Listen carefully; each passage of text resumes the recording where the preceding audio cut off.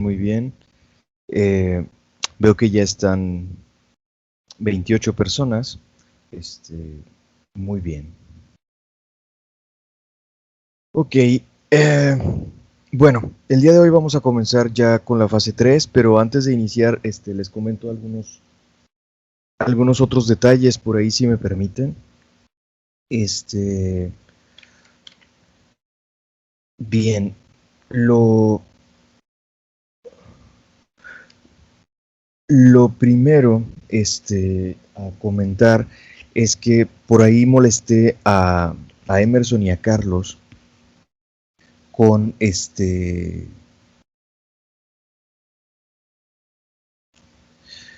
perdón, por ahí molesté a Emerson y a Carlos con que me agregaran a su WhatsApp como contacto, por, pues porque sentí la necesidad de tener un contacto directo con ustedes, ¿no? A través de algún representante, bueno, con mis grupos, con todos mis grupos, en caso necesario, ¿no? Entonces, bueno, pues les agradezco mucho esta disponibilidad a Emerson y a Carlos. Obviamente Emerson para lo relativo a cuarto semestre y Carlos para lo relativo a segundo semestre.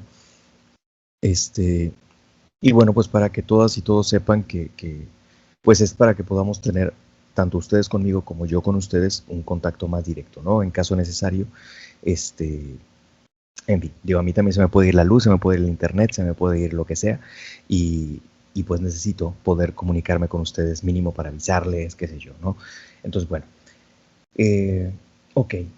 Otra cuestión, por ahí creo que habrán recibido de parte del doctor José Luis un mensaje con la fecha que está programando la coordinación para la evaluación de fin de semestre, lo que le llaman examen de primera oportunidad y los de segunda y no sé qué. Pero este examen de primera oportunidad, bueno, obviamente no es primera oportunidad como tal, que antiguamente existía, era una especie de examen global,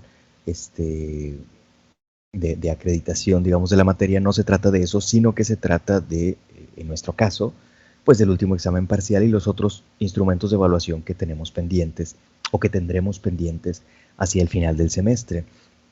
Lo que dice esta programación es que nosotros para esta materia medieval estamos programados para el 11 de junio, que es jueves, a las 9 de la mañana.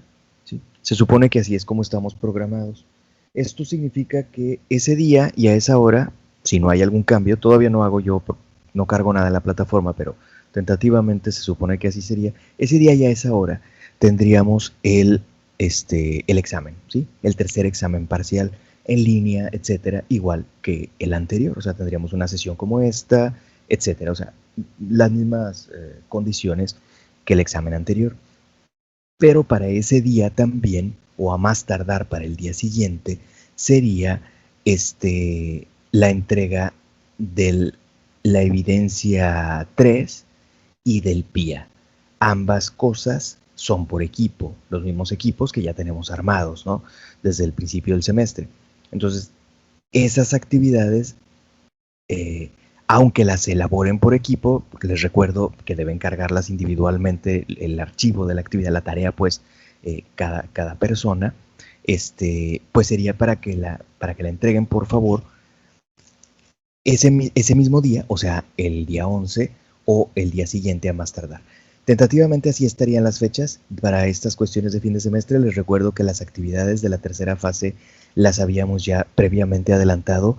Me parece que para la semana que entra, si no me equivoco, para el día 27 o el día 29. A ver, déjenme checar, porque no, no recuerdo bien. Este, lo adelantamos las actividades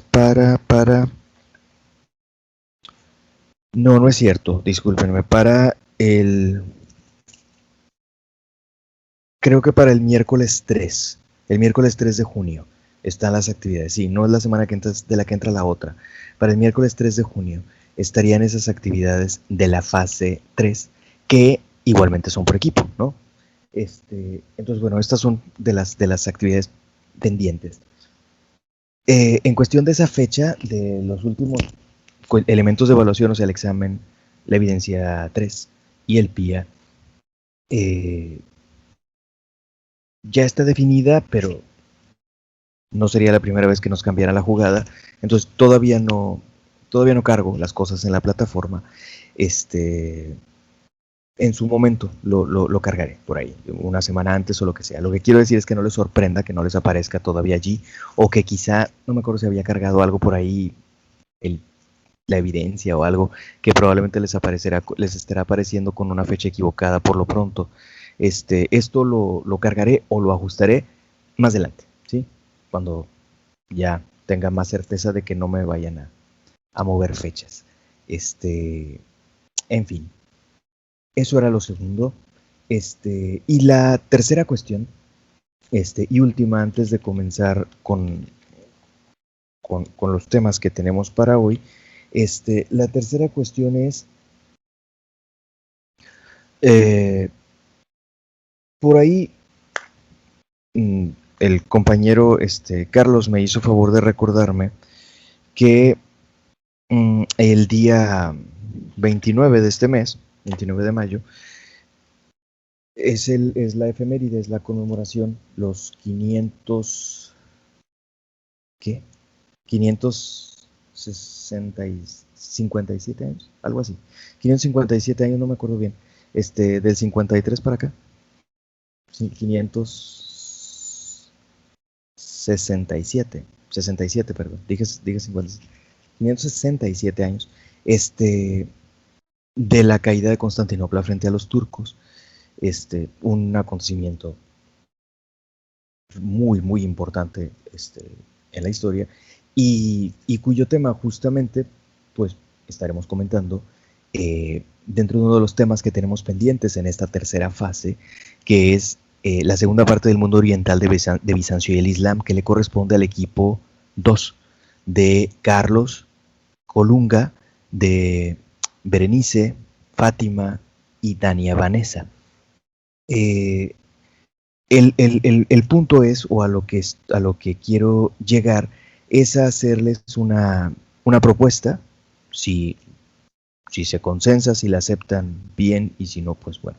Pero quisiera proponerles a los equipos 2 y 8, es decir, estas personas que mencioné ahorita que son del equipo 2 y del equipo 8 son Andrea Elisa, Daniela Martínez y Eddie, porque Sofía se dio de baja. Sofía estaba con ustedes, pero se dio de baja.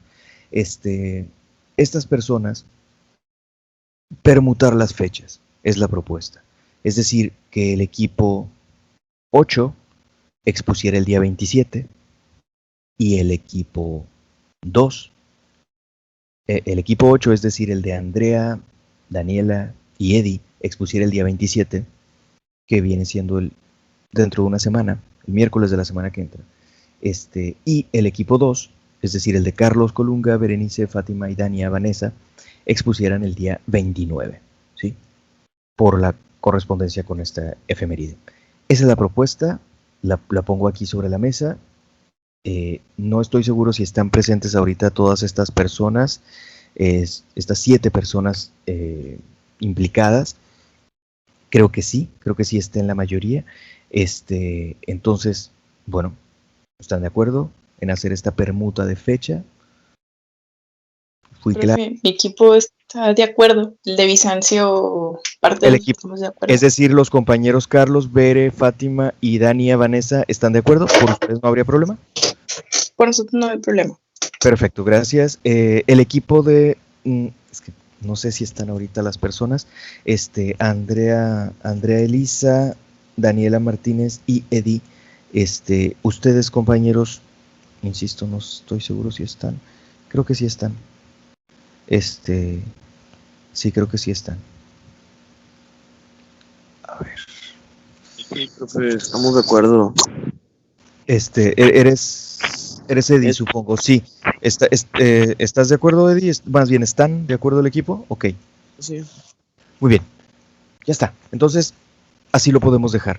Voy a hacer el ajuste en cuanto a las fechas de entrega de actividades que ustedes tienen marcadas, porque para ustedes como equipo pues es una actividad, ¿no? Donde les pido que carguen su presentación en el transcurso del día que expongan, y voy a hacer ahí nada más el ajuste de esas fechas, para que no tendría nada de grave, pero para que no les aparezca que está vencida la actividad o cosas por el estilo, voy a hacer mejor el ajuste de entrega, el ajuste de fechas de entrega. Entonces,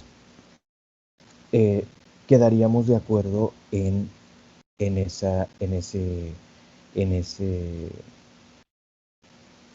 ese ajuste con los compañeros de estos equipos. Perfecto, ok, les agradezco la respuesta y la disposición. Entonces, quedaría el equipo 8 de Andrea Elisa, Daniela Martínez y Eddie para el día 27, dentro de una semana. Y quedaría el equipo 2 de Carlos Colunga, Bere, Fátima y Dania Valesa para el día 29, es decir, el viernes de la próxima semana, ¿ok? Los temas obviamente son los mismos.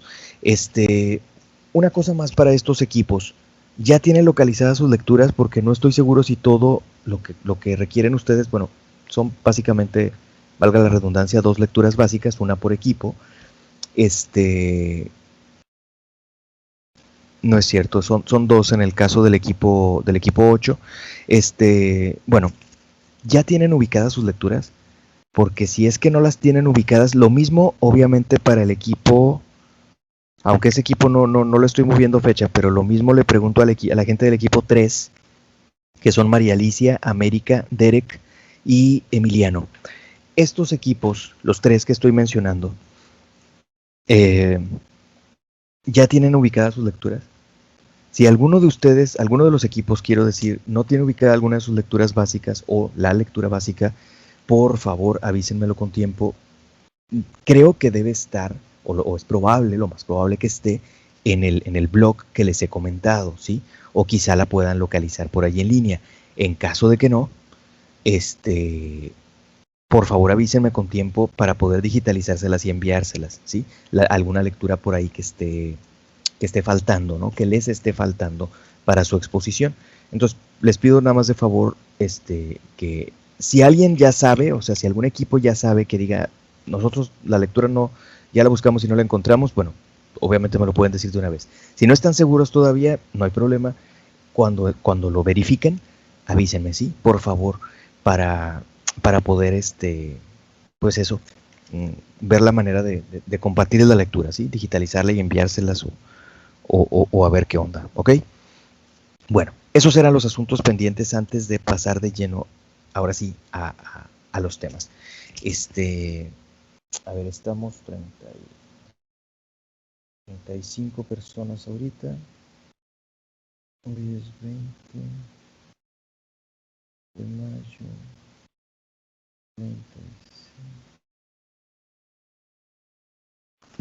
35. Perdón que voy a seguir molestando a Emerson y a Carlos con la cuestión de la asistencia, ¿sí? Perdónenme, chavos, los voy a molestar con esto. Ya sea que me lo digan al final de la clase o si no hay chance, me mandan un mensaje por WhatsApp o como se pueda, ¿no? Para esto. Eh, este, eh, ok, gracias. Mm,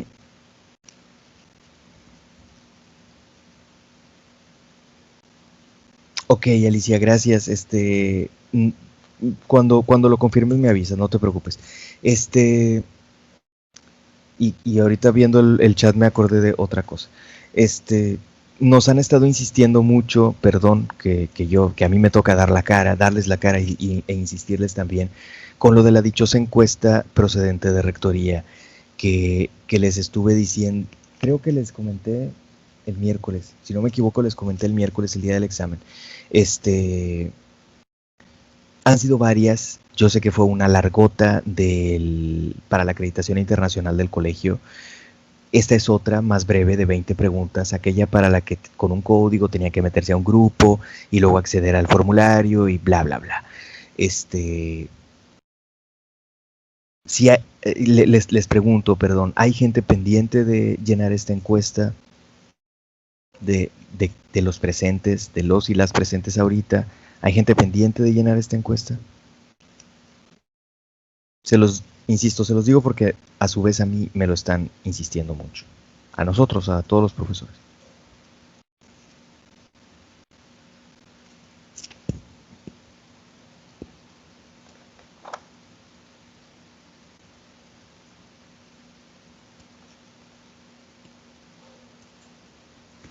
¿No? ¿Ya todos la llenaron, se supone? A ver, dejen ver el chat. Ok, Lucero, gracias por el comentario, Lucero. Sí, pues el día del examen les estuve insistiendo con eso. Y bueno, yo confío en que ya todos ustedes la hayan llenado y bueno, gracias. Ok. Muy bien. Vamos entonces, gracias Raúl. Gracias también. Sí, así es, María José. La encuesta sobre clases en línea, o sea, sí, sobre clases en línea, porque la otra era más genérica, ¿no? Sobre otro tipo de cuestiones, que si conocen la misión de no sé qué y que otras cosas. Esta es específicamente sobre las clases en línea, así es. Muy bien. Gracias, compañeros y compañeras. Vamos a iniciar ahora sí. Perdón, voy a empezar a grabar porque no lo he hecho. Para que no había necesidad de que quedara todo este preámbulo grabado. Entonces, ok, muy buenos días a todas y todos. Vamos a dar inicio a esta clase de historia medieval. Y a su vez, vamos a dar inicio con esta sesión a la tercera fase del curso, la cual se titula Crisis del mundo medieval y transición hacia la época moderna, siglos XIV y XV. Lo que estaremos revisando por ende en esta fase es esa última etapa, aproximadamente siglo y medio. En general será lo que estaremos viendo, este último siglo y medio. En algunos temas será un poco más extenso en términos de temporalidad, pero en la mayoría de los temas corresponderá a este último siglo y medio, de cosa del año 1300 a cosa del año 1450, la última etapa, y que obviamente fue una etapa de transición. O sea, pues sí, una etapa donde hubo crisis en casi todos los ámbitos habidos y por haber, crisis económica, crisis de salubridad, crisis climática, crisis en la iglesia, varias, crisis política, guerras interminables, ¿no? Un viejo dicho dice que no hay mal que dure 100 años ni imbécil que lo aguante. Pues sí, pero hubo una guerra que no solo duró 100 años, sino más de 100 años. Ese fue un mal que duró más de 100 años, no solo 100. En fin, hubo problemáticas en muchos aspectos de la vida social. Y pues es eso lo que estaremos revisando durante esta fase. Debido a un ajuste por ahí del calendario, tendremos que estar revisando entre hoy y la próxima clase 3 temas, que son los 3 primeros antes de ceder dentro de una semana al equipo a quien le corresponderá, que será el equipo 8, el equipo de Andrea Elisa, Daniela Martínez y Eddie, con la exposición de su tema dentro de una semana. Entonces, entre tanto, lo que nos resta de esta semana, hoy y el viernes, estaremos comentando los 3 primeros temas: el papado en Aviñón y el cisma de Occidente, que son condiciones de crisis en la iglesia, condiciones de crisis económicas y sociales, y condiciones de crisis en el ámbito político. ¿Sí? Eso es lo que estaremos revisando en estas 2 primeras sesiones. Entonces, bueno, permítanme nada más abrir por allí mi presentación y enseguida estaremos comenzando.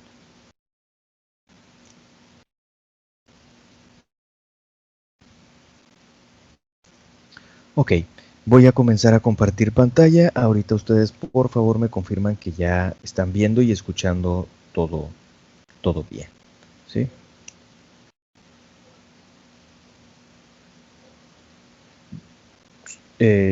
Sí, me están viendo ya mi pantalla, ¿está bien? Sí. Sí, ya se ve.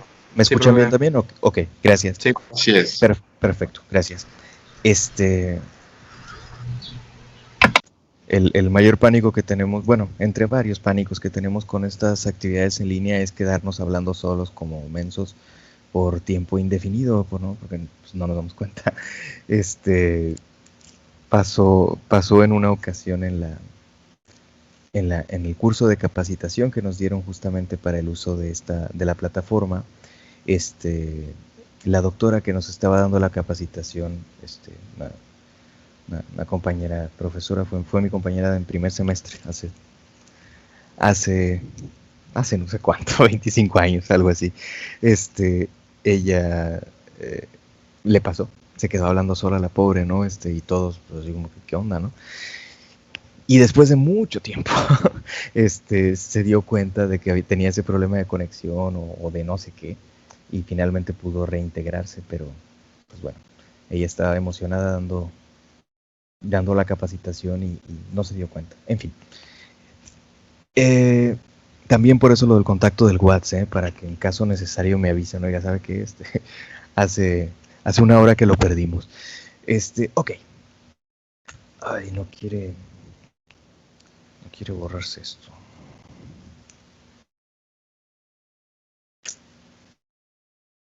Ay, perdón. Quiero que no aparezca esta cosa de abajo.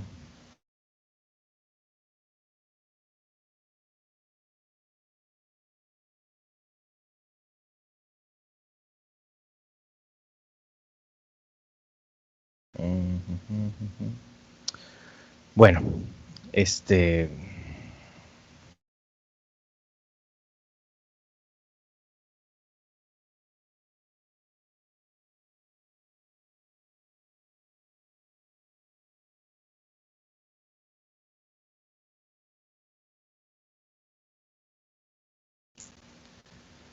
ay, bueno, disculpen, quería que no me apareciera la barra ahí de herramientas de abajo, pero no logro hacer que no me aparezca, porque me está tapando la visión de algunas cosas. Voy a tener que dejarlo así, discúlpenme. A lo mejor lo ven ustedes más chiquito, pero para poder yo leer lo que tengo ahí apuntado. Bien, como les comentaba, voy a tener que irme muy rápido en relación a este tema por cuestión de tiempo. Una disculpa por eso y si en algún momento tienen alguna duda o comentario o requieren que me detengan algo, pues ustedes me lo indicarán, ¿sí? No hay ningún problema. Bueno, les decía que vamos a comenzar con algunas condiciones de crisis que se dieron en la iglesia y básicamente podemos dividir este tema en 3 subtemas, ¿no? El primero de estos temas es el periodo o el episodio del papado en Aviñón. El segundo es el del cisma de Occidente. Y el tercero es el de algunas condiciones de la religiosidad durante esta última etapa medieval. Esto que el gran historiador Johann Huizinga llamó el otoño de la Edad Media. Y analizó en un texto que se llama así precisamente el otoño de la Edad Media. Hace como un siglo que hizo esta obra clásica este autor. Ok, el siglo XIII fue, digamos, ambiguo, paradójico para la Iglesia y para el papado. Empezó con el papa más poderoso de la historia, Inocencio III. Empezó con condiciones de fortaleza, como por ejemplo, pues bueno, la propia fortaleza de este papa, pero también el surgimiento o el afianzamiento de las nuevas órdenes religiosas, los franciscanos y los dominicos, que llegaron a ser tan importantes. Fue un siglo de la escolástica más refinada, del desarrollo filosófico más acabado, con la incorporación del aristotelismo a la filosofía cristiana, con figuras como San Alberto Magno y Santo Tomás de Aquino, San Buenaventura, entre otros. Fue entonces un siglo de hegemonías o de condiciones de afianzamiento, de poder, etcétera, etcétera. Pero también fue un siglo donde se dieron, en contraparte, condiciones negativas para la Iglesia y para el papado. Por ejemplo, hubo conflictos muy fuertes de los papas con algunas autoridades civiles, con el emperador Federico II, con la comuna romana, ¿sí? Ese otro poder que había en la ciudad de Roma, esa especie de como ayuntamiento, ¿no? De asambleíta. Y debido a estos conflictos, incluso durante el siglo XIII, por mucho tiempo, si juntamos todos los años por mucho tiempo, los papas no pudieron residir en Roma. Tuvieron que residir en alguna otra ciudad o pueblo cercano a Roma o en alguna otra parte de Italia. Bueno, Italia como realidad geográfica, como realidad política no existía como tal, obviamente, pero en alguna otra parte por ahí. Hubo también las 2 sedes vacantes más largas de la historia. Entre 1268 y 1271, en la ciudad de Viterbo, cerca de Roma, Viterbo, hubo una sede vacante que duró pues a cosa de 3 años, muchísimo tiempo. ¿Qué quiere decir esto? O sea, entre la muerte del papa anterior y que lograran el acuerdo para la elección del papa siguiente, pues se tardaron demasiado. Nomás no se podía llegar a una elección. ¿Por qué no se podía llegar a una elección? Las reglas establecían ya y establecen hasta la fecha que para que haya una elección canónicamente válida, o sea, según las reglas, tiene que ser 2/3 de los votantes, que son los cardenales, los que respalden a un candidato, ¿no? Tiene que ser 2/3, o sea, no es una mayoría simple donde solamente, bueno, pues a ver quién tiene el mayor porcentaje, aunque ese mayor porcentaje sea el 15%, por ejemplo, ¿no?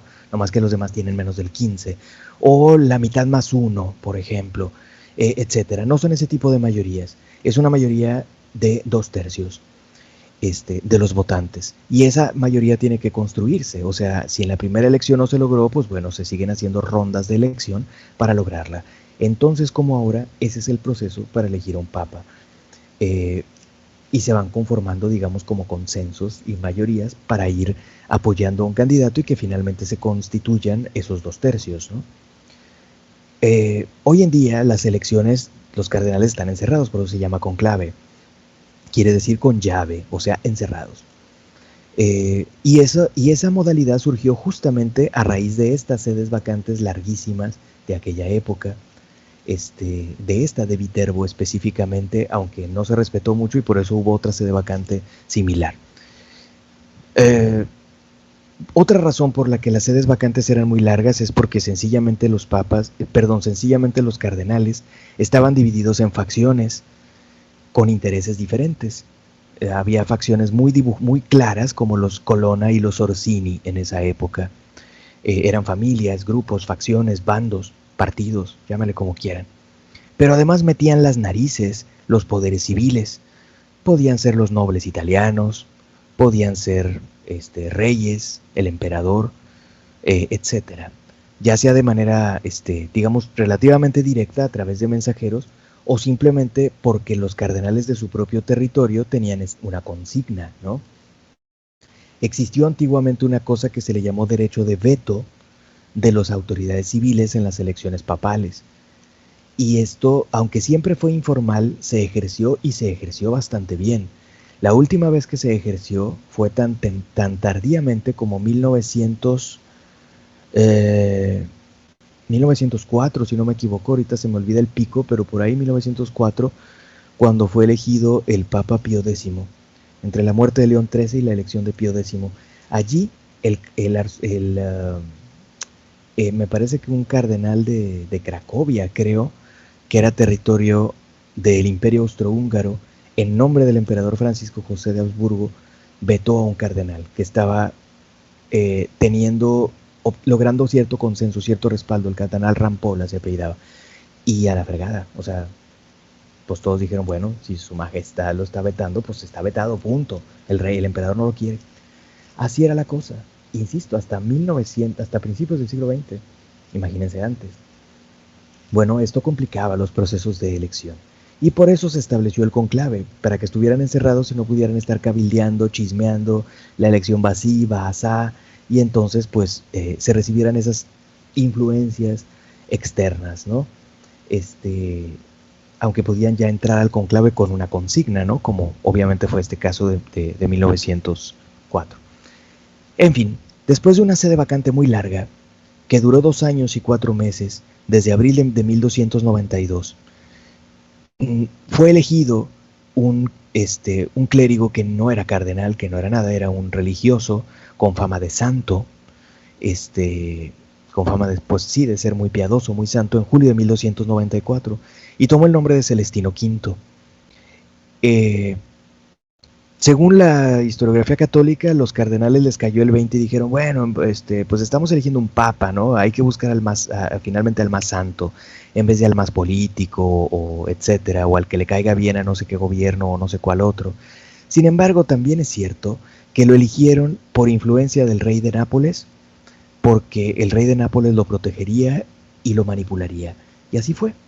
Nada más que el regateo, el jaloneo político era muy fuerte por todos lados. Y lo que sí es cierto es que efectivamente este hombre no tenía experiencia política para vérselas con esa situación. Y entonces al poco tiempo renunció. Solo duró unos cuantos meses y para diciembre del mismo año abdicó, renunció.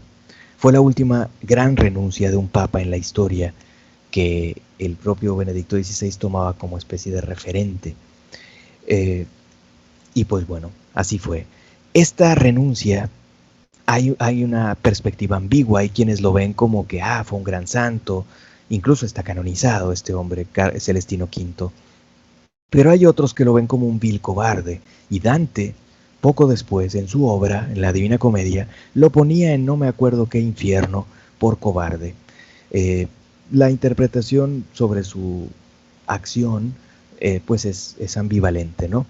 En fin, uno de los que lo presionó para que renunciara fue un cardenal de apellido Gaetani, y que era muy poderoso en Italia, ¿no? Y pues bueno, resulta que él fue elegido después. Tomó el nombre de Bonifacio VIII, y él sí fue muy poderoso. ¿Sí? Si Celestino V fue bastante débil y un títere del rey de Nápoles y víctima de las intrigas, de estar en medio de las intrigas políticas, Bonifacio VIII sí era bastante fuerte para vérselas con esas intrigas políticas en esas condiciones, ¿no? Obviamente Bonifacio VIII tenía la bronca que tiene el Papa Francisco también, de tener ahí vivo a su predecesor que podía en un momento dado hacerle sombra. Obviamente hoy en día lo manejan con toda la diplomacia habida y por haber, aunque ha habido tensiones muy fuertes en algunos momentos.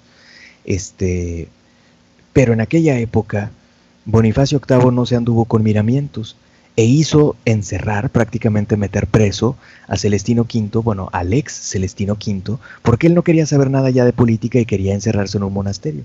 Algo parecido a lo que pretendió hacer Benedicto XVI, no más que en el mismo Vaticano, ¿verdad? Ahí muy cerquita ¿cómo decirlo?, del centro de las cosas, ¿no? Y bueno, Bonifacio VIII lo mandó arrestar y después convenientemente se murió. ¿Cómo o de qué? Pues sepa la bola. Obviamente hubo la especulación pues de que Bonifacio VIII estuvo detrás de su muerte, pero bueno, finalmente se murió. Y ya no hubo esa anomalía de que hubiera dos papas, ¿no? Como existe hoy en día. Esta es una imagen contemporánea de este Papa Bonifacio VIII. Pues bueno, Bonifacio VIII era muy poderoso, pero a la vez con cierta facilidad para ganarse broncas, precisamente por ese ejercicio autoritario del poder. Se ganó broncas con las familias italianas, particularmente con los Colonna, que eran sus enemigos. Mutuamente no se querían. Entonces les mandó confiscar sus propiedades, sus tierras, sus campos de cultivo, regarlos con sal para que no volviera a crecer ni hierba mala y no sé qué. O sea, los golpeó bastante y se los ganó de enemigos, ¿sí? Finalmente le costó, o finalmente se la cobraron los Colonna. Pero también se ganó de enemigo al rey de Francia. En esa época el rey de Francia era Felipe IV, llamado el Hermoso. No confundir a este Felipe el Hermoso con otro Felipe el Hermoso, también de apenas que sería un siglo y medio después, príncipe del Sacro Imperio Romano, hijo del emperador Maximiliano del Sacro Imperio Romano, esposo de la llamada Juana la Loca, princesa y luego reina de España, hija de los reyes católicos. Ese Felipe el Hermoso, que era heredero del Sacro Imperio, pero se murió antes de reinar, papá de Carlos V, fue otro, ¿sí? Porque a los dos historiográficamente se les llama igual, o creo que desde su época así les decían, Felipe el Hermoso. Y bueno, pues son apelativos que, insisto, desde aquella época se usaban. ¿Por qué el conflicto entre el Papa y este monarca? Por la supremacía en torno a la Iglesia francesa, ¿sí? El rey consuetudinariamente, o sea, por tradición, ejercía mucho control sobre la Iglesia francesa, y era un rey muy poderoso, Felipe el Hermoso. Sin embargo, el Papa pretendía controlar él directamente todos los asuntos relativos a la Iglesia francesa, y es más, pretender de alguna manera estar por encima, como una especie de superemperador, por encima de todos los monarcas. Y esto lo declaró en algunos documentos, etc. y eso generó tensiones y conflictos con el rey de Francia, ¿sí? Estas tensiones tuvieron vaivenes. En algún momento de reconciliación a fines del siglo XIII fue canonizado, obviamente por influencia del rey y de la iglesia francesa, fue canonizado San Luis, abuelo de Felipe IV el Hermoso. San Luis, Luis IX de Francia, fue declarado santo, ¿no?, por la iglesia, por el propio Bonifacio VIII. Pero insisto, tuvieron pues vaivenes, ¿no? Finalmente, Bonifacio VIII enfrentó un gran atentado, un agravio, una afrenta. Se encontraba en su pueblo natal llamado Anagni, y el 7 de septiembre de 1303 acudieron tropas del rey de Francia y también los Colonna, esa familia italiana que se había ganado de enemigos, o que eran sus enemigos. Y pues bueno, sitiaron el palacio donde el Papa se encontraba, penetraron en el palacio y dicen las crónicas de la época que lo abofetearon y cosas por el estilo. Hay quienes dicen, no lo golpearon, bueno, no sé. Pero el punto es que estuvieron a punto de matarlo. El pueblo de Anagni se amotinó, se alzó y salvó al Papa, que a final de cuentas era el Papa y era su paisano, y lo salvaron. Y huyeron las tropas del rey de Francia y las tropas de los Colonna. Pero el daño ya estaba hecho. El Papa regresó a Roma y más o menos un mes después, poquitito más de un mes después, para el 11 de octubre del mismo año, se murió. Los chismes de la época, porque la época estaba llena de chismes, decían que, y todo el mundo se los creía, las fake news no son ninguna novedad, decían que el Papa se había suicidado, y suicidado de una manera muy, muy particular. Se había arrancado las manos, o sea, se había mordisqueado las muñecas para desangrarse, y se había dado de trancazos la cabeza contra la pared, y así se había matado. Eso decían los chismes, y eso es lo que representa esta imagen antigua. Eso no es cierto, se sabe que eso no es cierto, era un chisme de la época, insisto. Murió pues del berrinche, muy probablemente del berrinche, le afectó la salud y le dio un patatús cardíaco o algo así. Bueno, esta es su escultura yaciente en su tumba en las criptas del Vaticano. Después de la muerte de Bonifacio VIII, fue elegido un papa que tomó el nombre de Benedicto XI. Sí, Benedicto XI. Benedicto XI no duró muy poco tiempo, prácticamente no hizo nada importante, y otra vez los chismes de la época decían que fue asesinado, a instancias probablemente del propio rey de Francia, que tenía gran influencia en la época. Fue entonces elegido un clérigo, posteriormente fue elegido un clérigo francés en 1305, que ascendió al papado y tomó el nombre de Clemente V. Este clérigo, que era un arzobispo francés, pues ahora sí era mucho más a modo, mucho más fácil de controlar, digamos, por el rey de Francia, ¿no? Y pues así fue la cosa. El rey de Francia lo manipuló bastante. También es cierto que este papa intentó mantener, digamos, la autonomía de la iglesia en algunos aspectos, porque, por ejemplo, el rey de Francia quería que, a como diera lugar, declarara ilegítimo el papado de Bonifacio VIII. Y tenían varios pretextos. Uno de ellos, que había ascendido al papado por la renuncia de Celestino V. Y entonces, pues eso parecía ser casi que una especie de anomalía, ¿no? Es el mismo pretexto estúpido que muchos plantean hoy en día para cuestionar y denostar al Papa Francisco. Es decir, pues es que Benedicto no renunció. Pues ahí está Benedicto, pregúntele si renunció o no renunció libremente, ¿no? Pero bueno, en fin. En aquella época ya estaba muerto el Papa que había renunciado, ahí sí no había esa oportunidad, y pretendían sacar ese pretexto. Sin embargo, Clemente V pudo mantenerse firme y no proceder a condenar a su predecesor Bonifacio VIII, a pesar de la insistencia del rey de Francia de que lo hiciera, ¿no? Lo cual, por cierto, se habría llevado entre las patas a la canonización de su abuelo San Luis, porque declararlo un papa ilegítimo era declarar ilegítimo todo lo que había hecho. Pero bueno, En lo que sí el rey manipuló bastante al Papa fue en lo relativo a su conflicto con los templarios.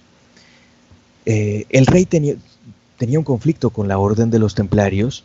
Hay cualquier cantidad de chismes que en mi opinión no son de aquella época, son chismes tardíos, posteriores, muy de programas tontos de History Channel y lo que ustedes quieran. Pero lo cierto es que el rey aborrecía a los templarios porque los templarios tenían dinero. El rey les debía mucho dinero. Y a su vez los templarios tenían propiedades en París mismo, en el corazón de París. Una zona llamada el Temple, muy céntrica en París. Esa era propiedad de los templarios y así como eso tenían muchas otras propiedades, palacios, etcétera, etcétera. Pues bueno, si mataba al perro se acababa la rabia, si eliminaba a los templarios se acababa la deuda, pero mejor aún, se quedaría con sus propiedades y con sus riquezas, y así lo hizo descaradamente, porque aunque el decreto del Papa establecía que las propiedades y beneficios de los templarios deberían pasar a los hospitalarios, o sea, a la después llamada Orden de Malta, no fue así, el rey no lo respetó y se quedó con todo. Y pues bueno, así fue la cosa, ¿no? El rey estaba instigado por un ministro que tenía muy sinvergüenza de apellido Nogaret. Y bueno, pues así fue la cosa. El rey se lanzó en contra de la orden de los templarios en Francia, mandó arrestarlos y torturarlos. Pero obviamente el pretexto no era me deben dinero, les debo dinero o quiero su dinero. No, obviamente ese no era el pretexto. El pretexto, el rey se inventó otros pretextos, ¿no? Que los templarios eran adoradores del demonio, que hacían ceremonias secretas malévolas, que también se dedicaban a hacer actos orgiásticos homosexuales, etc. Los acusó de todo lo que le dio la gana y bajo tortura los hicieron confesar todo esto. Sí, que eran adoradores del demonio y bla, bla, bla, bla, bla. En efecto, los templarios confesaron esto, pero insisto, bajo tortura.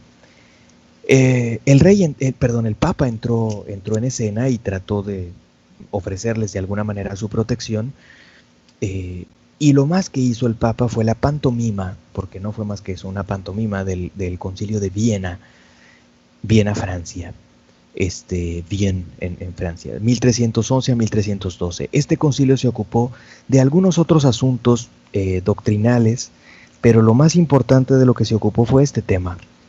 Discutir en torno a las acusaciones contra los templarios y la supresión de la orden.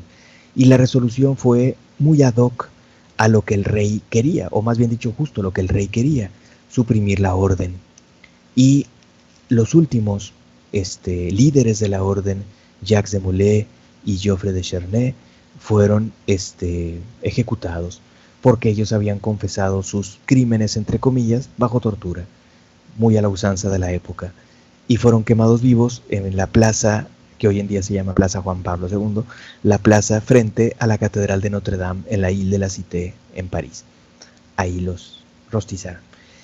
Y bueno, la leyenda dice, y esa sí no es necesariamente asunto de History Channel, la leyenda dice que maldijeron, bueno, Jacques de Molay maldijo a los involucrados en la desgracia de la orden, de él y de la orden, al Papa, a Nogaret, al rey, a la mismísima dinastía del rey, y efectivamente todo esto se fue al carajo. Pero bueno, si fue real o no, o fue casualidad, piensen lo que quieran.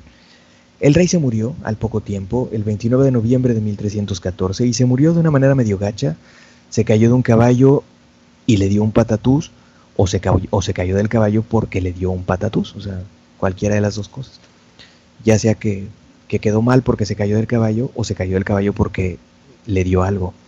Estuvo paralizado por un tiempo y se murió finalmente, ¿no? En fin, bueno, el Papa también se murió, Nogaret también se murió el mismo año. Y la dinastía del rey en unos cuantos años se agotó. Después hablaremos de eso al ver los factores que propiciaron la Guerra de los 100 años.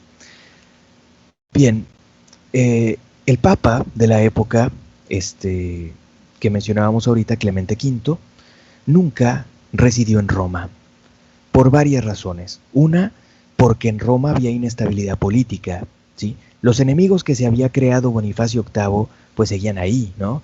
Había inestabilidad política, estaba la Comuna Romana, había nobles insubordinados al control papal, había enemigos pues, herencia de estos pleitos políticos, sobre todo de la época de Bonifacio VIII. Pero además estaba la influencia del rey de Francia que quería tener al Papa casi como su capellán, ¿no? Ahí casi que a modo, ¿no? Para poder controlarlo. Y pues bueno, así fue. Este Papa Clemente V siempre permaneció en suelo francés, nunca estuvo en Roma. Cuando él se murió, fue elegido otro clérigo francés para sucederle, que tomó el nombre de Juan XXII en 1316. Y este nuevo papa tampoco fue a Roma. Tenía obviamente la soberanía sobre los estados pontificios, algunas partes de estos, porque los estados pontificios eran estados feudales, ¿no? Entonces algunos territorios los controlaba mejor, otros no tanto, o casi nada, y a la propia Roma no tenía mucho control sobre ella, y nunca puso un pie en ella, como papa. Entonces, lo que hizo Juan XXII fue acomodar su estancia en Francia. Lo cierto es que los papas ya tenían un feudo inserto en territorio francés. Se llamaba el condado venecino o venacino. Este feudo lo habían obtenido desde la época, cuando menos desde la época de Bonifacio VIII, algunas décadas atrás. Era, pues eso, un feudo vasallo de los papas en territorio francés. Pero Juan XXII, además, por acuerdos, por ahí no me acuerdo, con una reina de Nápoles o por ahí con algún monarca, obtuvo una ciudad colindante con el condado venacino que se llama Aviñón, y estableció entonces un estado papal dentro o rodeado, más bien dicho, rodeado de territorio francés, o sea, porque era un estado, diríamos nosotros, con extraterritorialidad, ¿no? Generalmente decimos que era un territorio francés, que los papas estaban en Francia, y eso es una verdad a medias, porque sí es cierto que la corte papal, la curia papal era totalmente afrancesada, y que había fuerte influencia francesa, etcétera, etcétera, todo eso es cierto, pero también es cierto que el condado venacino ya lo poseían desde la época de Bonifacio VIII, y Aviñón lo obtuvieron en esta época, y se convirtieron en un feudo, un dominio extraterritorial de los papas, aunque estuviera intercalado o insertado en suelo francés. Y esto se llamó Aviñón y el condado venacino. Esto siguió siendo dominio de los papas hasta 1791, más o 90-91, la época de la Revolución Francesa, ¿sí? Hasta entonces siguió siendo un dominio de los papas. Y de hecho, pues no tenían mucha prisa para largarse. Juan XXII mandó a hacerse un palacio muy suntuoso, gótico, en Aviñón. Esto que ven al frente, una de las razones por las que Aviñón les gustaba era porque estaba bien comunicada con el mar a través del río Ródano, que es este que ven aquí al frente, ¿sí? Esta es otra vista del palacio papal en Aviñón, ¿sí? Bueno, este Papa Juan XXII tuvo algunos conflictos, ya no con el rey de Francia, tuvo otros conflictos con el emperador electo del Sacro Imperio, Luis IV de Baviera. ¿Por qué tuvo un conflicto con él? Por pretensiones del Papa de ser una especie de regente en el imperio, porque el emperador no tenía el respaldo suficiente a su elección, y porque era una monarquía electiva, ¿no? Entonces no tenía el respaldo suficiente para su elección, entonces el Papa pretendió constituirse como especie de regente del imperio, algo que en su momento hizo Inocencio III, pero Inocencio III pues lo pudo hacer, pero Juan XXII no lo dejaron hacerlo. Y de hecho se ganó varios enemigos políticos, intelectuales de la época, Marsilio de Padua, Guillermo de Ockham, el propio Dante. Estos intelectuales de la época cuestionaban esas pretensiones de intromisión del Papa sobre el imperio, y esto desató ese conflicto con Luis IV de Baviera. Pero el Papa también tuvo otros conflictos, por ejemplo, con una rama de los franciscanos a los que él bautizó peyorativamente como los fraticelli, los hermanitos, hermanuchos, que eran una rama de franciscanos que defendían la pobreza absoluta de Cristo, que Cristo no había sido dueño, según ellos, ni siquiera de su túnica o sandalias, y que por ende la iglesia debería ser absolutamente pobre también. Ese es el debate teológico que se manifiesta en El nombre de la rosa, novela o libro, novela o película, como lo hayan visto o leído. Y pues bueno, tuvo entonces el Papa varios enemigos y ocurrió algo muy interesante, otra vez una analogía con lo que ocurre actualmente. Sus enemigos, los partidarios del emperador, los Fraticelli, etc., lo acusaron de hereje. ¿Sí? Es uno de los últimos casos en la historia. Bueno, hubo uno mucho más reciente con Pablo VI hace que 40, 50 años, 40 y tantos años. Lo acusaron de hereje por una cuestión, por una minucia teológica, que no sé, que el alma después de la muerte no iba a poder contemplar a Dios hasta después del juicio final, bla, bla, bla. Un asunto aparentemente superfluo de la teología, no claramente definido tampoco, pero por esa razón sus enemigos lo acusaron de hereje. Insisto, es uno de los un caso no es usual en la historia, pero sí es actual, porque hay muchos que acusan de hereje al Papa Francisco. Bueno, esta es una moneda del Papa Juan XXII, ya les mostré el Palacio de Aviñón. Consideremos que Roma seguía siendo obviamente la sede de los papas, o sea, los papas residiendo en Aviñón eran el obispo de Roma en el exilio, porque consideremos que lo que hace que el papa sea el papa para la tradición católica es estar incardinado, adscrito a Roma, ser el obispo de Roma, porque según la tradición católica, San Pedro fue el primer obispo de Roma. Insisto, según la tradición católica, otros no lo admiten. Y por eso es lo que le da legitimidad como papa. Entonces, si estaba en Aviñón, pues bueno, podía estar en Aviñón por tiempo indefinido, pero no podía desvincularse de la titularidad de Roma. Durante este periodo hubo un gobierno en la comuna romana muy fuerte de una figura llamado Cola di Rienzo, un personaje, no me voy a detener mucho en él, pero un personaje interesante, muy poderoso en su momento, y que aborrecía a los nobles y al parecer a los clérigos también, aunque era muy carismático y se echó a la bolsa, iba a ver a los papas a Aviñón y se los echaba a la bolsa y le daban toda su confianza, ¿no? Y pues bueno. Después de la muerte de Juan XXII, continuó la sucesión papal en Aviñón y el condado venecino, con Benedicto XII, de 1334 al 42, y con Clemente VI, de 1342 a 1352. Durante el periodo de Clemente VI, bueno, es una moneda de Clemente VI, aquí ven justamente el título de la comarca. Dice, Comes Veneci. Comes Veneci es el condado venecino, ¿sí? El nombre del territorio que les decía ahorita. Durante el periodo de Clemente VI se desató pues la peste negra, la peste bubónica. Me detengo un momento a hablar al respecto. Al parecer ya desde la época romana y sobre todo durante la época de Justiniano, hubo brotes de esta plaga, una plaga bacteriana. A diferencia de la porquería actual que es viral, esta era bacteriana. La producía una bacteria llamada Yersinia pestis en las pulgas de las ratas o de otros roedores de mala ralea, y que eran parte de la fauna urbana, digo, si lo siguen siendo hasta hoy en día, desgraciadamente, pues en esa época más, ¿no? O sea, por doquiera pues había ratas estorbando, ¿no? Y pues bueno, imagínense en los barcos, imagínense pues por todos lados, ¿no? Entonces, pues esto favorecía que se dieran estos brotes. Es muy probable que hubo una correlación con cambios climáticos. En la época de Justiniano hubo un cambio climático muy fuerte. Y en la época de la peste negra del siglo XIV hubo también un cambio climático muy fuerte.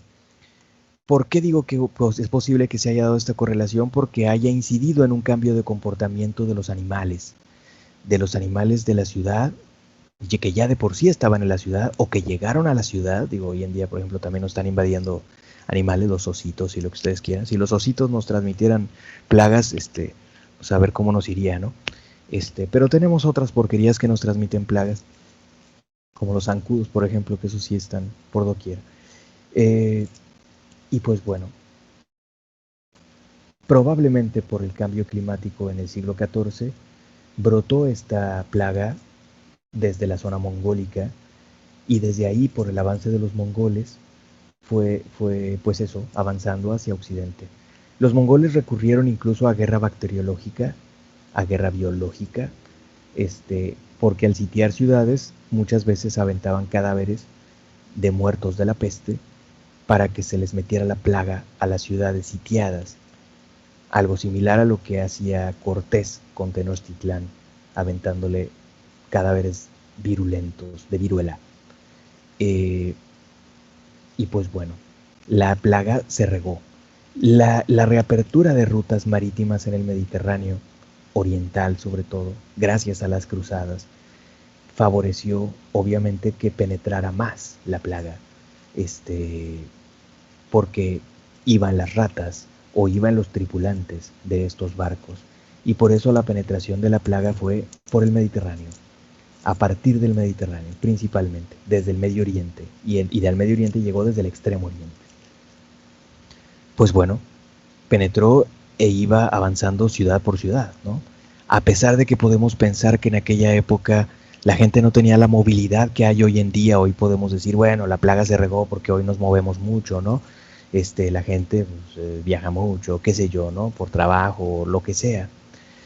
Pues sí, pero en aquella época quizá fue un poco más lento, pero de cualquier manera había esa movilidad, ¿sí? La gente no vivía en islas, había esa movilidad, había esos vínculos. Claro, donde no había vínculos, como con América, por ejemplo, o con el África subsahariana, en general, pues no, ahí no llegó la plaga.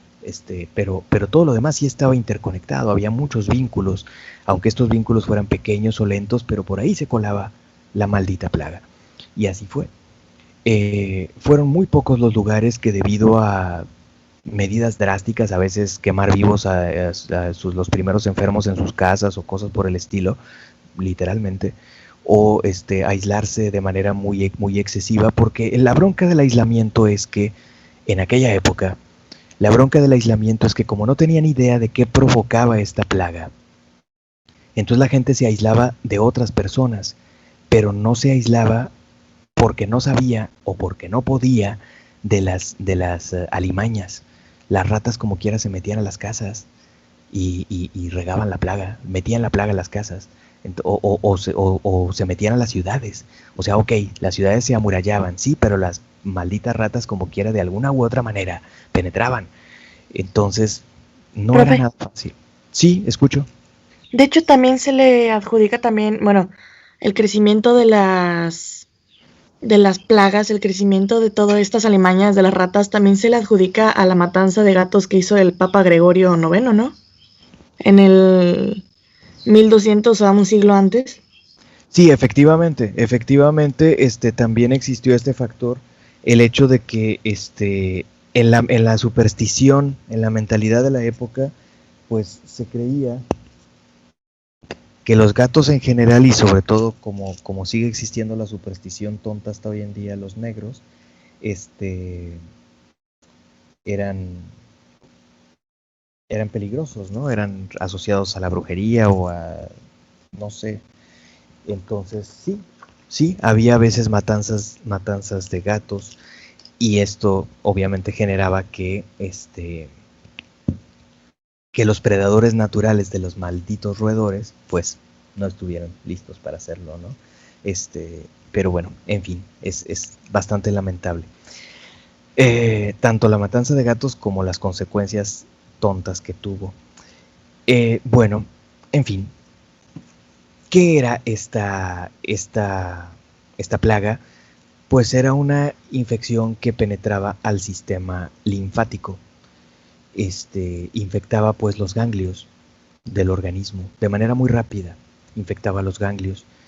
La gente se llenaba de bolas, se le hinchaban los ganglios principalmente y se le volvían purulentos, ganglios de las axilas, del cuello, etcétera, los diferentes ganglios que tenemos, ¿no? Porque tenemos ganglios por todos lados. Algunos son los que más reconocemos, pero tenemos ganglios en muchas partes del cuerpo, ¿no? Muchas veces se complicaba la enfermedad en neumonía y se convertía en peste neumónica. Ya no solo peste bubónica, llamada así por los bubones, o sea, estas bolas que eran los ganglios hinchados, podridos, sino peste neumónica, o sea, se infectaba pues las vías respiratorias, los pulmones. En cualquier caso, su episodio agudo era muy rápido y mataba muy rápido a las personas. Había muy poca posibilidad de defensa, de inmunidad o lo que fuera ante ella, entonces su índice de mortalidad era enorme, ¿sí? Enorme. Prácticamente los cálculos no son o no pueden ser muy precisos, pero posiblemente las estimaciones son 1 de 2, 1 de 3 o 1 de 4, ¿sí? En cualquier caso, es un chorro, ¿sí? Es un chorro. Y pues bueno, así era la cosa. El pico de esta plaga duró más o menos de 1347 a 1350, aunque se mantuvo y se quedó en Europa, ¿sí? Esta plaga tuvo, como todas las plagas, su famosa, que ahorita oímos hasta en la sopa, curva epidémica.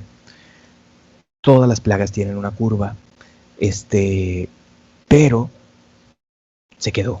O sea, obviamente hubo después brotes esporádicos en diferentes partes y siguió habiéndolos hasta el siglo XIX o el siglo XX, porque esta plaga no pudo controlarse de manera mucho más contundente hasta que no hubo antibióticos, y eso estamos hablando de los años 20 del siglo XX.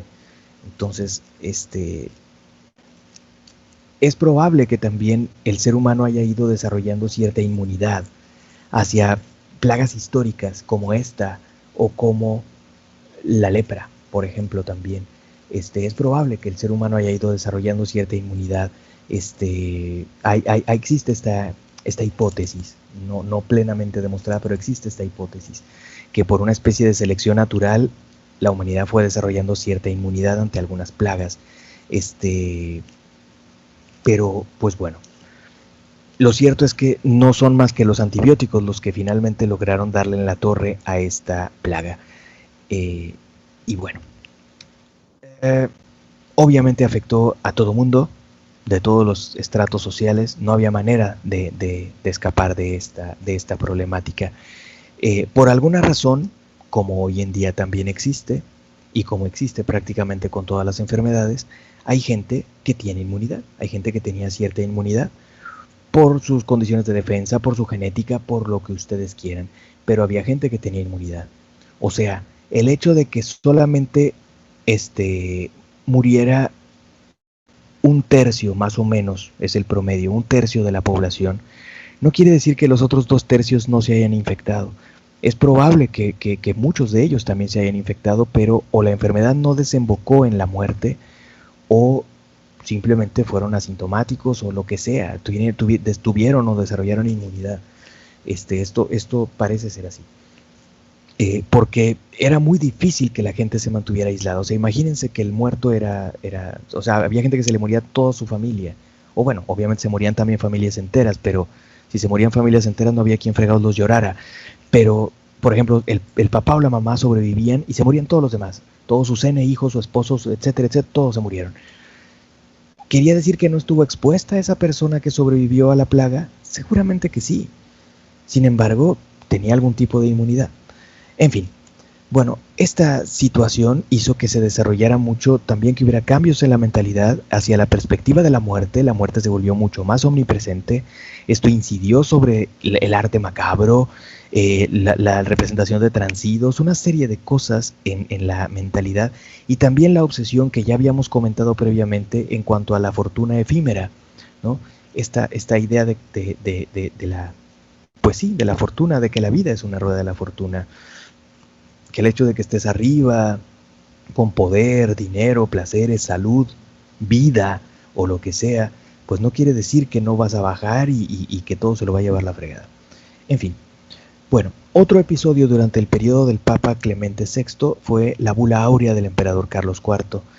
Este emperador sucesor de Luis de Baviera, promulgó una bula, bula quiere decir documento sellado, donde establecía formalmente quiénes serían los 7 príncipes electores de los emperadores del Sacro Imperio Romano. Porque todavía, como lo mencioné ahorita en relación a Juan XXII, los papas a veces pretendían entrometerse en asuntos de elección imperial, y esta bula estableció 7 príncipes, 3 arzobispos príncipes, los de Colonia, Treveris y Maguncia, y 4 príncipes laicos, o sea, gente que se casaba, ¿no? El rey de Bohemia, el duque de Sajonia, el margrave de Brandenburgo y el conde del Palatinado. Esta estructura se mantuvo así, aunque tuvo algunos cambios en la época de la Reforma Protestante y después tuvo muchos cambios en la época de fines del siglo XVIII y la época de Napoleón, hasta antes de que desapareciera el Sacro Imperio en 1806. Murió Clemente VI y fue sucedido por Inocencio VI de 1352 al 62, por Urbano V de 1362 al 70. En la época de Urbano V hubo fuertes intentos y presiones para que el Papa regresara a Roma. Los papas estaban en una situación muy incómoda en este territorio cuasi francés, porque no era francés, era de ellos, pero era prácticamente francés. ¿Por qué estaba en una situación muy incómoda? Porque Francia estaba en guerra con Inglaterra, y el soberano de Inglaterra, según el vasallaje de Juan sin Tierra a Inocencio III, era el Papa. Entonces había una situación incómoda. Además, pues la guerra misma, ¿no? La guerra de los 100 años. Y por otro lado, había fuertes presiones para que el Papa volviera a Roma, porque era donde debía de estar. Presiones de algunas figuras destacadas, incluyendo santas, Santa Catalina de Siena, por ejemplo. Los papas se consiguieron a un militar, clérigo militar, es una especie de paradoja, pero bueno, así era la cosa, el cardenal Gil Álvarez Carrillo de Albornoz, un cardenal español, después arzobispo de Toledo, que apoyó a las tropas o encabezó a las tropas papales para pacificar y someter a las ciudades de Italia. Aquí pueden ver a las ciudades, esto representa ciudades, estas cositas, ciudades amuralladas, que están entregándole las llaves de la ciudad, o sea, sometiéndose al cardenal, que tiene aquí un perrito dormido. Bueno, sin embargo, Urbano V nunca pudo volver a Roma, o bueno, lo intentó, volvió un tiempito, se regresó a Aviñón, etc. Finalmente no se volvió a establecer en Roma. Gregorio XI sí lo hizo finalmente, bajo la insistencia, eso es lo que representa esta imagen de Santa Catalina de Siena y otras figuras, incluyendo figuras femeninas. Es interesante el influjo que estas figuras femeninas tuvieron, incluso sobre los papas. Finalmente volvió a Roma, ¿sí? Bueno, esta es la cabeza momificada de Santa Catalina. Finalmente volvió a Roma Gregorio XI, pero al poquito tiempo de su regreso a Roma en 1377 se murió. Es una moneda de él, se murió. Después de su muerte hubo un proceso. Hasta aquí termina el episodio de el papado en Aviñón. Los papas finalmente pues regresaron a Roma, pero parte de las secuelas de este episodio del papado en Aviñón fue este nuevo episodio, que es el llamado Cisma de Occidente. Cisma quiere decir división, particularmente división de la iglesia, ¿no? Aunque se puede usar la palabra cisma para otros tipos de divisiones. Pues bueno, después de la muerte de Gregorio XI ocurrió más o menos lo siguiente. Los cardenales se reunieron para elegir al nuevo papa, pero obviamente la mayoría de los cardenales eran franceses, porque la curia papal, la corte del papa, pues había sido afrancesada durante mucho tiempo, durante cosa de 70 años. Entonces, el pueblo romano, medio lioso entonces como ahora, se amotinó afuera del recinto donde estaban reunidos los cardenales, exigiendo que querían que el nuevo papa fuera romano o cuando menos italiano. No querían uno francés. Y entonces los cardenales se asustaron y efectivamente nombraron a un arzobispo de Bari, en Italia, que tomó el nombre de Urbano VI. Y todos lo reconocieron. Pero Urbano VI al poco tiempo empezó a portarse de una manera rara, muy autoritaria, muy despótica. Quizás se chisqueó o se mareó en su ladrillo. Bueno, no era cualquier ladrillo ser papa, se mareó en su montaña más bien. Y pues bueno, la mayoría de los cardenales tenían el pretexto para decir que la elección había sido ilegítima. Dijeron, es que esta elección no fue libre, entonces no fue canónica, no fue legítima, fue bajo presión de la gente. La hicimos por miedo, entonces desconocemos a este papa que dice que elegimos. Y huyeron de Roma. La mayoría de los cardenales declararon ilegítimo a Urbano VI y nombraron a otro papa, un clérigo francés, que tomó el nombre de Clemente VII y se estableció en Aviñón. Entonces, había a partir de entonces un papa en Roma, reconocido por algunos clérigos, por algunos cardenales, clérigos y estados, y un papa en Aviñón, reconocido por otros cardenales, clérigos y estados. Con esto la iglesia quedó dividida. Podríamos pensar que después de esto se dio en 1378, podríamos pensar que después de la muerte de alguno de los dos se acababa el problema, porque en realidad esto ya había pasado antes, que hubiera dos papas rivales. Había ocurrido, como en la época de Anacleto II e Inocencio II, por ejemplo, etc. Ya había ocurrido antes.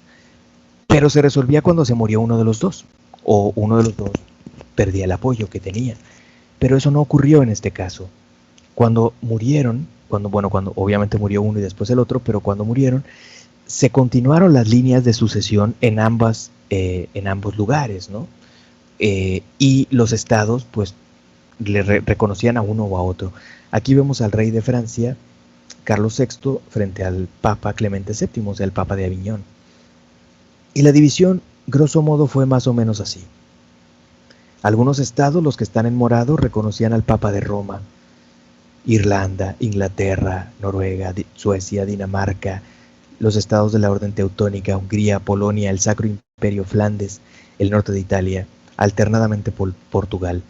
Otros estados reconocían al Papa de Aviñón, como Francia, Aragón, Castilla, Portugal alternadamente, y el Reino de Nápoles y Sicilia, etc. Escocia.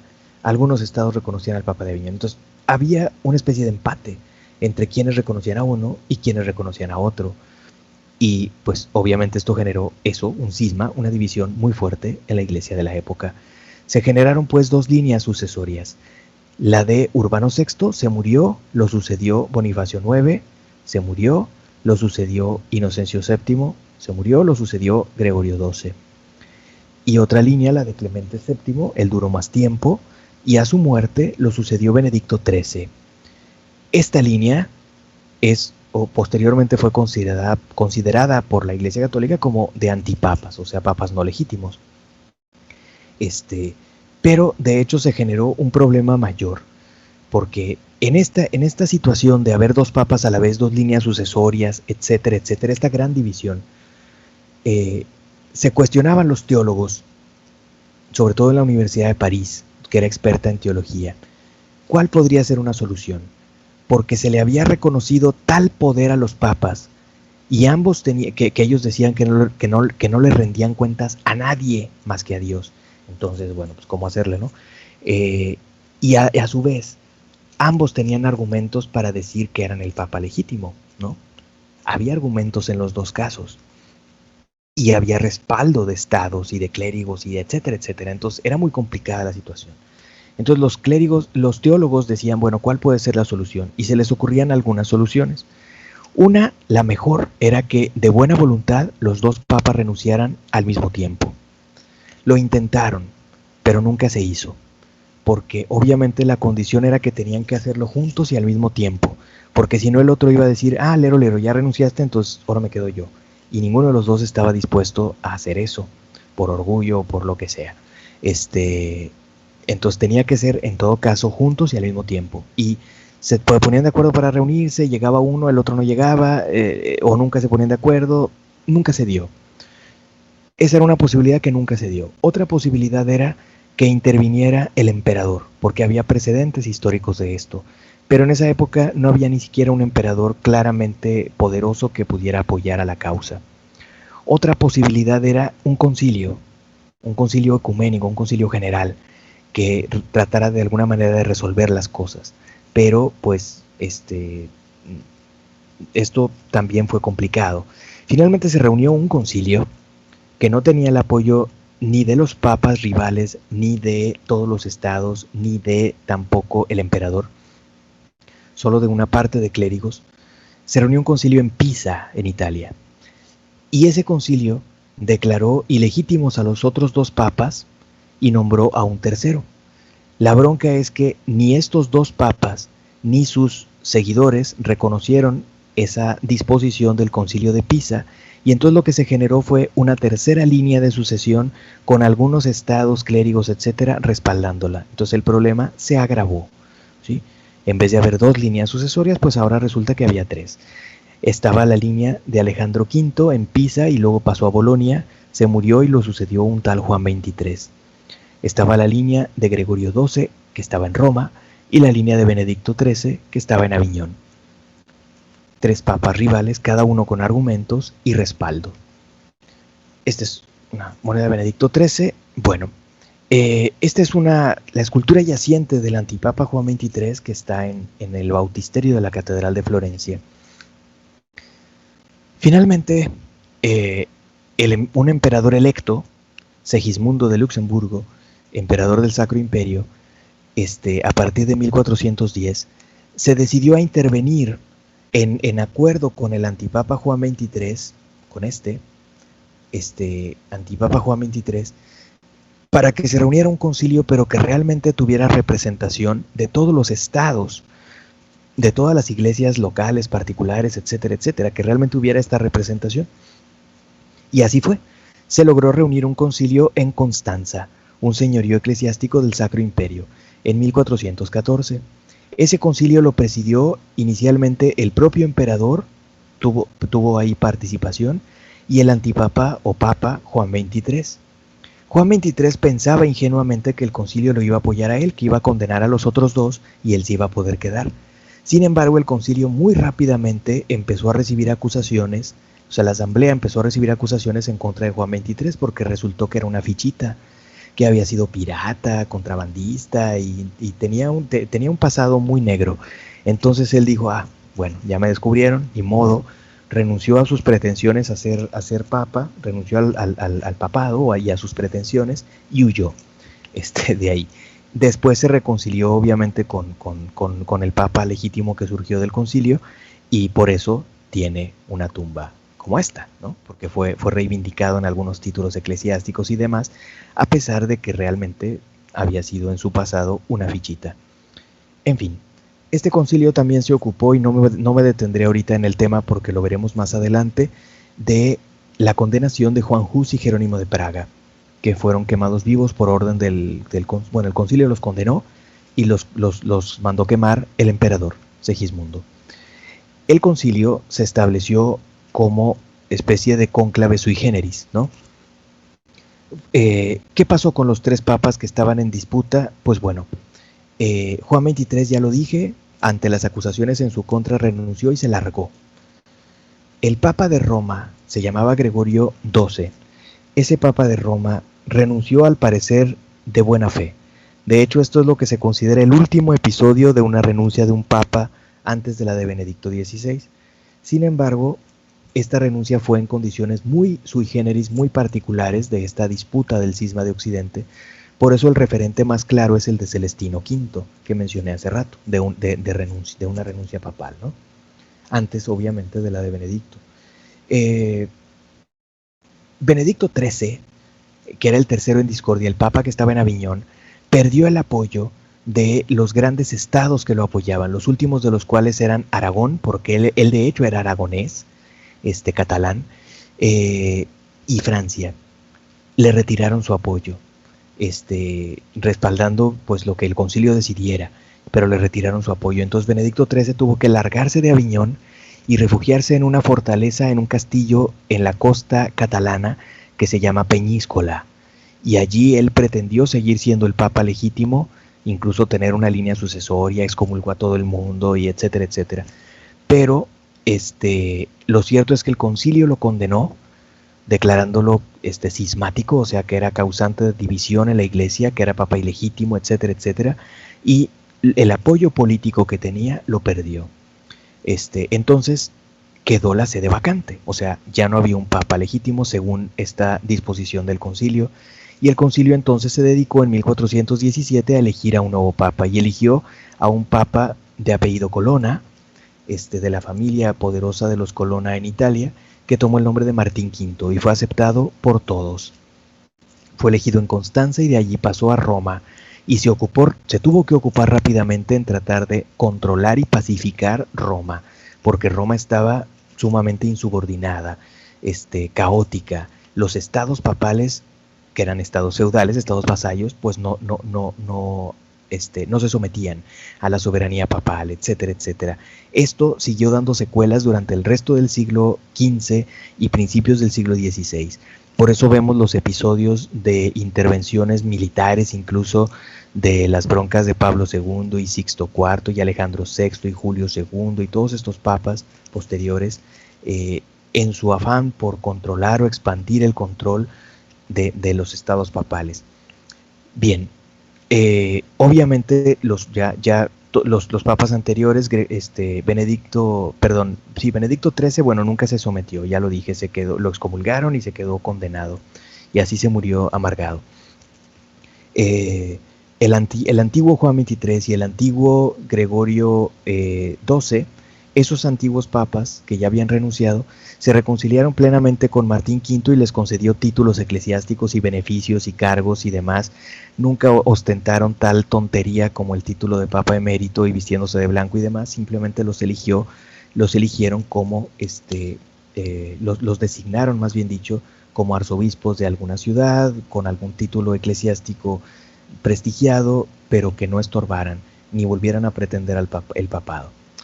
Bueno, como consecuencia de este concilio, en este concilio, el concilio de Constanza, muy importante, porque resolvió finalmente este episodio del cisma de Occidente, les cayó el 20 de decir, bueno, es que llegamos a esta situación porque el Papa tiene concentradas en su persona demasiado poder, ¿no?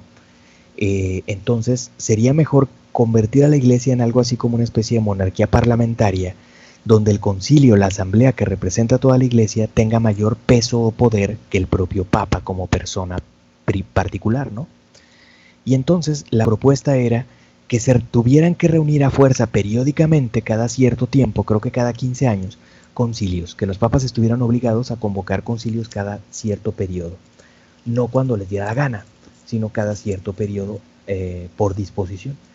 Y eso fue decretado en el concilio de Constanza. Siguiendo esa disposición, Martín V, aunque ya al poco tiempo murió, convocó un concilio que se reunió en Basilea, otro señorío eclesiástico del Sacro Imperio en la Confederación Helvética, o sea, en Suiza, que se reunió en 1431.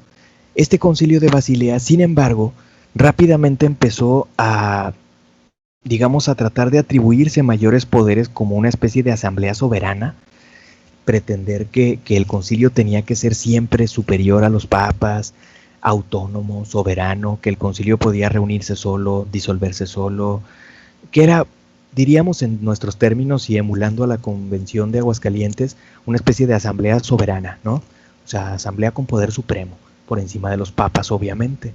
Entonces el papa de la época, que se llamó Eugenio IV, sucesor de Martín V, no aceptó tal cosa y desconoció y condenó al concilio, ¿sí? Esta condenación y desconocimiento del concilio conllevó que que Eugenio IV reuniera un concilio paralelo primero en Ferrara, en Italia, y después hubo ahí un brote de peste, otra vez, la maldita peste tuvo brotes esporádicos posteriores, hubo un brote de peste y tuvieron que largarse y reunirse finalmente en Florencia, que es donde está esta imagen, esta escultura de Eugenio IV en la Catedral de Florencia, donde se reunió finalmente este concilio. Este concilio en Ferrara y en Florencia se ocupó de asuntos muy distintos. Se ocupó de la reconciliación con la Iglesia Ortodoxa Oriental. Ahí acudió el emperador Juan VIII Paleólogo con un séquito enorme, y bueno, después hablaremos un poquito más de esto. Pero, ¿qué pasó con el concilio de Basilea? Pues siguió sesionando, o sea, hubo clérigos, digamos, rebeldes, que siguieron reunidos en Basilea y proclamando la soberanía del concilio, ¿no? Del concilio de Basilea. Desconocieron a Eugenio IV y nombraron a un antipapa, el último antipapa histórico, porque hoy en día cualquier imbécil puede decir que es el papa, sobre todo con internet, pero el último antipapa histórico que tuvo un motivo particular según las circunstancias históricas para decir o para ser proclamado papa, se llamó Félix V. Era el duque, me parece que era duque Amadeo VIII de Saboya, y fue designado por el concilio como papa. Fue el último antipapa histórico, emanado de este concilio de Basilea. Algunos estados lo reconocieron, pocos, muy pocos, pero tuvo cierto respaldo, cierto reconocimiento. Finalmente, hacia 1447, este concilio de Basilea fue abandonado, desconocido por los estados, por los clérigos, y tuvo que autodisolverse. Y este último antipapa, Félix V, renunció a sus pretensiones y se reconcilió no con Eugenio IV, que lo odiaba a muerte, pero sí con el sucesor de Eugenio IV, Nicolás V, me parece que se llamó. Con él se reconcilió finalmente el antiguo Félix V. En fin, bueno, hasta ahí es el episodio del Cisma de Occidente. Nada más un último comentario sobre esto. Ya muy brevemente voy a concluir, comentar el último punto. Un último comentario es que a esta tendencia del concilio de Basilea, aunque en realidad había nacido desde el concilio de Constanza, de que el concilio se superpusiera, fuera superior a los papas, y que en la iglesia se estableciera una especie de gobierno parlamentario, por decirlo de algún modo, un gobierno de asamblea, esta tendencia suele llamársele conciliarismo, ¿sí? Conciliarismo, porque el énfasis en el concilio, en el poder del concilio. Más adelante la retomó Lutero, esta tendencia, ¿sí?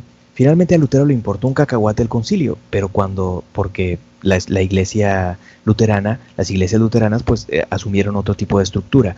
Pero cuando Lutero estaba cuestionando a la iglesia católica, digamos desde dentro, y diciendo debería de cambiar esto y aquello, etcétera, etcétera, uno de sus cuestionamientos era este. Bueno, ok, hasta ahí este tema. El tercer punto, les decía que esto se dividía en tres cosas. Lo primero era el papado en Aviñón, lo segundo era el cisma de Occidente, y el tercer punto era sobre algunos aspectos de la espiritualidad en esta época. Muy rápidamente lo comento porque ya solo tenemos cosa de 5 minutos. Obviamente, como consecuencia de estas circunstancias, de estos problemas, tanto del papado en Aviñón como del cisma de Occidente, la figura papal se desprestigió mucho. Ya no tenía el mismo aura de sacralidad. Si prácticamente esto había empezado con un papa desacralizado, afrentado, que fue Bonifacio VIII, que esto fue anterior a todo esto, pues terminó peor, ¿no? O sea, con papas desacralizados y afrentados. Y se podían inventar los chismes que les diera la gana en torno a los papas. Por ejemplo, un papa llamado, por ahí de mediados del siglo XV, más o menos, no me acuerdo ahorita los años exactos, 1460 y tantos, 70 y tantos, llamado Pablo II, ¿sí? Pablo II. Cuando se murió, se regaron los chismes mofándose de su forma de muerte. Los chismes, porque tenía enemigos políticos que ni lo respetaban y lo odiaban, decían que había muerto en pleno acto sexual con un amante hombre. Y otros decían, no se murió de eso, se atragantó con no sé qué, etc. Creo que la versión oficial es que se había atragantado con un melón o no sé qué tontería. En fin, ¿qué nos dice eso? ¿Qué nos dicen esos chismes? Pues lo que nos dicen es, obviamente, nos hablan de ese desprestigio y de sus enemigos políticos, etcétera, de la figura papal. Transitar de eso hacia la situación ya de la época de la Reforma, cuando Lutero abiertamente planteó que el Papa pues era el anticristo, o sea que era lo opuesto a Cristo, lo opuesto al auténtico cristianismo, y lo demonizó prácticamente. Esta es una imagen ya de la época de la Reforma. Pues hay un paso, ¿no? En esta tendencia de desacralización de la figura papal, que desembocó en esa denostación tan drástica de la Reforma protestante. Esto que apreciamos aquí es una representación de Pieter Bruegel el Viejo de mediados del siglo XV, que nos muestra una tensión que maneja Huizinga, Legoff, varios autores, que es la tensión entre la espiritualidad y la mundanalidad. Podemos decir de manera general que las condiciones de la espiritualidad durante esta última etapa medieval de transición hacia la modernidad oscilaban en esta tensión, en esta ambigüedad entre la espiritualidad y la mundanalidad. Y es lo que representa esta imagen, caracterizada por el carnaval y la cuaresma. Esta figura gordito que está aquí representa al carnaval. El Festival de la Carne tiene una especie de lanza que es como de brochetas de carne, está sobre un barril de cerveza o vino, y todas las escenas que están atrás de él representan lo festivo, y al final está una taberna. Esto es una taberna. Para el otro lado, frente a él combatiéndolo, está una mujer famélica, casi flaca, que representa a la cuaresma. Representa pues la abstinencia. Ella está asociada con alimentos de la cuaresma, miel, alimentos del mar, etcétera, etcétera. Y todas las escenas a su alrededor y atrás de ella representan eso, y al final está un templo de donde están saliendo monjes. O sea, es lo carnavalesco, lo festivo, la carne, etcétera, representado en última instancia por una taberna, y lo cuaresmal, la abstinencia, lo espiritual, el ascetismo, las prohibiciones, la abstinencia de carne, viva o muerta, etcétera, o sea, de sexo también quiero decir, etcétera, etcétera, y representado en última instancia por este templo y estos monjes en procesión. Y apreciamos enseguida algunas representaciones de esa ambivalencia. De la espiritualidad, la práctica de los sacramentos, que la Iglesia Católica definió como 7. Luego Lutero cuestionó esto, pero la Iglesia Católica ya había definido como 7 los sacramentos. Esta es una imagen de Roger van der Weyden de mediados del siglo XV, que representa a los 7 sacramentos. Aquí está el orden sacerdotal, aquí está el matrimonio, aquí está la Eucaristía, aquí está la confesión, aquí está el bautismo, la confirmación, aquí están, ¿sí? La misa, la veneración a las reliquias. Por cierto, dice Huizinga que había nobles que eran coleccionistas de reliquias, ¿sí? Les encantaba tener reliquias, pero a la vez tenían también colección de hijos ilegítimos, o sea, pretendían ser muy espirituales y muy devotos, pero por otro lado les valía un cacahuate violar las disposiciones moralistas de la iglesia, ¿no? En fin, esta es una procesión en la plaza de San Marcos de Venecia, una representación de una peregrinación hacia Roma. Por cierto, en el año 1300, el Papa Bonifacio VIII convocó a lo que se llamó el primer jubileo de la historia, o sea, un año especial en el cual el Papa convocaba a que la gente peregrinara a Roma para recibir indulgencias y favores espirituales. Por otro lado tenemos a lo carnavalesco. Esta es una representación también de Bruegel, que representa a lo humano, a lo festivo, y a una categoría de lo carnavalesco que es el revés, poner las cosas de cabeza. Muy rápido, porque ya el tiempo está volando, les comento esto. Es una representación de proverbios, no me los sé todos, pero les muestro algunos. Aquí está una mujer poniéndole una capa a un hombre, significa que lo está engañando. Aquí está alguien tratando de ponerle un cascabel a un gato, significa lo mismo que nosotros usamos la expresión para hacer algo muy difícil. Aquí está por acá está un pez grande tragándose un pez chico, aquí. Aquí está una casa cubierta de pasteles, significa que son muy ricos. Aquí está un tarado tratando de resolver una cosa tonta con otra cosa más tonta.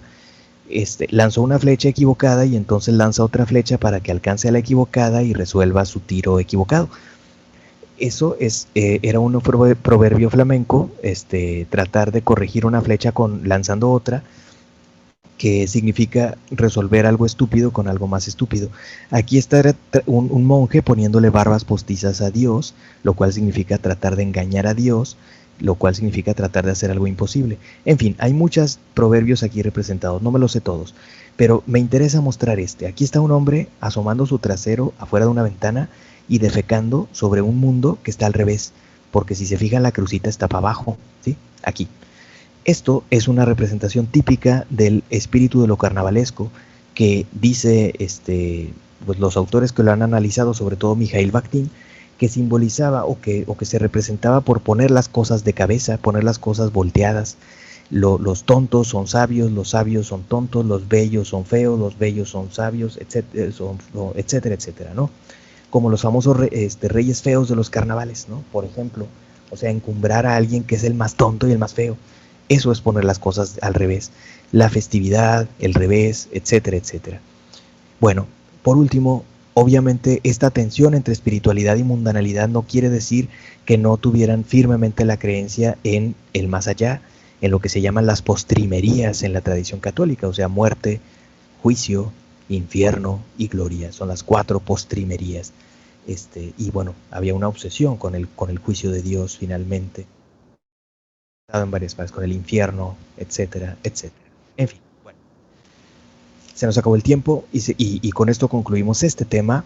Quedan pendientes 2 que vamos a comentar la próxima clase. Nos vemos, compañeros, cuídense, nos vemos el viernes. Hasta luego. Hasta luego, profe. Hasta luego, profe.